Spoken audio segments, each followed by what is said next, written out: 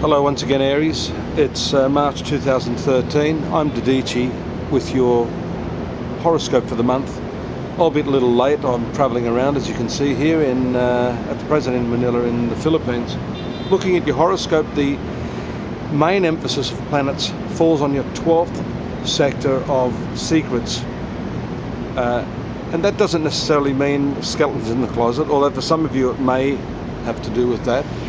Delving back into your past, trying to get some sense out of where you are, why you're here, all that sort of stuff.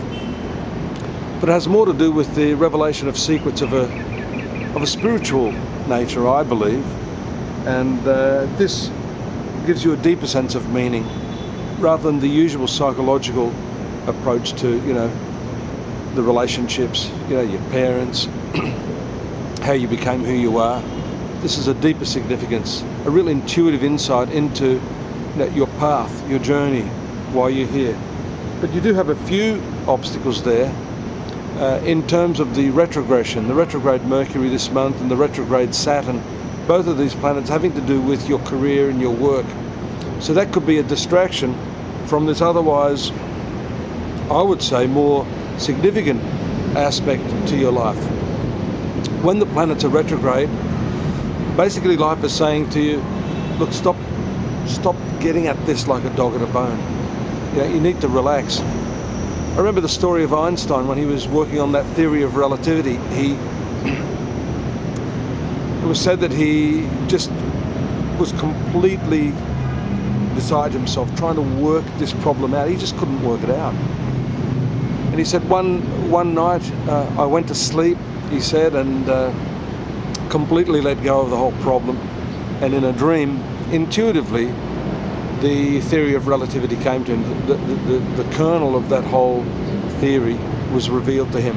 And I think this is what I'm saying to you as far as your work, some of the problems that you got there with your co-workers, the fact that things may not be going as smoothly as you'd like, then this is the attitude you must take, this spiritual approach of simply letting go, just releasing the hold of your mind and your thoughts on a problem.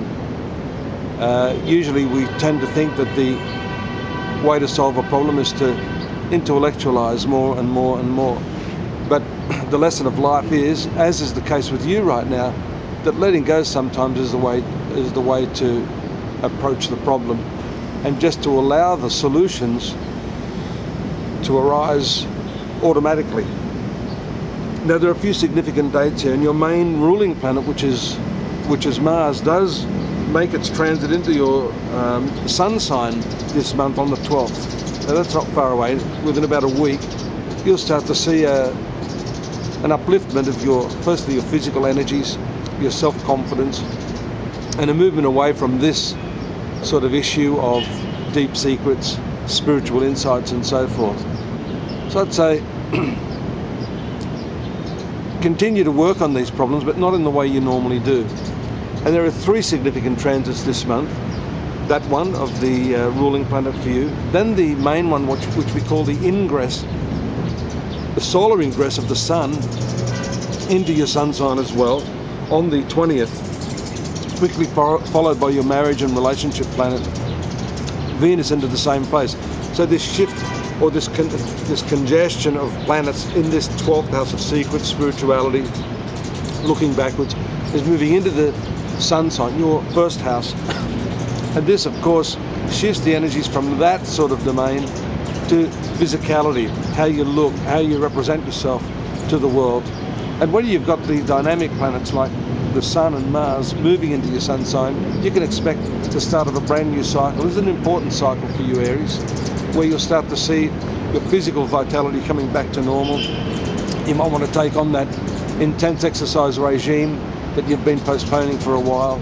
You can be more forceful in the way that you do things as well when these planets come to bear upon your sun sign. We do see the excessive nature of the Jupiter square Sun, which takes place on the 22nd, the same time as Venus is moving there. So what may happen is that you may have a false sense of confidence. You shouldn't overdo things. Yes, you can get things done, but you mustn't use a sledgehammer to crack open a macadamia nut, must you? So just know how to exert that power, when to pull back, when to push, and this could be a very, very significant month for you. We also see the intensification of Mercury in your 12th house.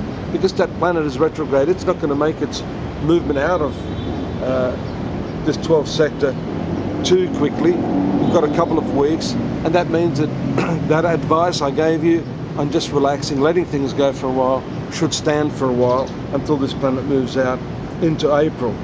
Good luck with the rest of the month. In the meantime, please join me at my website, astrology.com.au. We've got a more detailed analysis in a textual form of your monthly forecast, along with the daily readings, which 50,000 people or so a day like to come and visit. Why not join us? And we do have our new range of psychics, live psychics, there to help you if you need more personal analysis, one-on-one consultation for your specific problems. Thanks for joining me. Until next month, I'm Dadhichi. Goodbye.